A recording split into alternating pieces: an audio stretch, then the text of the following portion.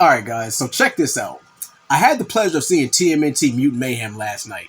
And bias aside, because I'm a huge Ninja Turtles freak, this is probably top two, you heard me correctly, top two Ninja Turtles movies that I've ever seen in my life. Number one is Secret of the Ooze because of nostalgia. It's got a special place in my heart because that's one of the very first childhood movies I remember. But yes, this movie checked off all the marks. It had everything you could ask for in Teenage Mutant Ninja Turtles.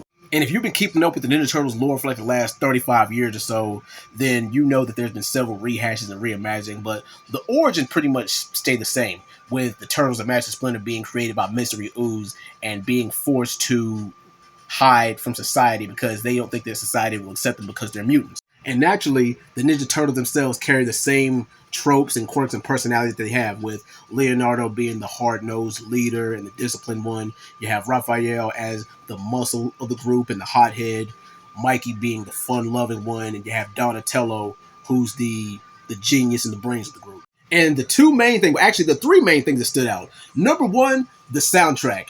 I don't know what the hell's going on with movies nowadays, but they love them some 90s hip-hop. But hey, I don't blame them because I grew up in the 90s too. I'm a 90s kid.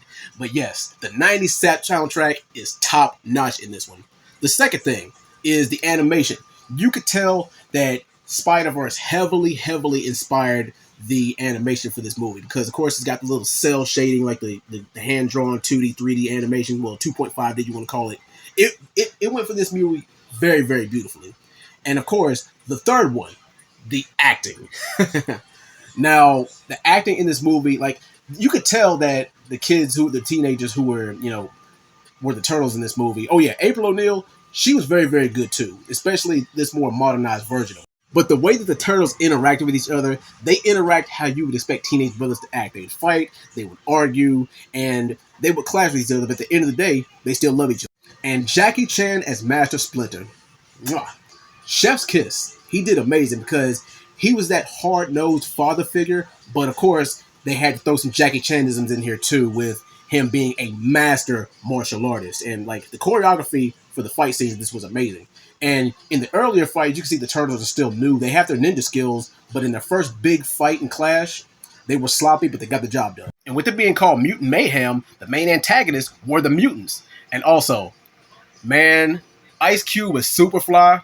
He was the show stealer for me. My God, he really bought it as the supervillain. You actually buy what he's saying. And from what I'm hearing of this iteration of the Turtles, this is actually going to be a three-parter. This is going to be a trilogy.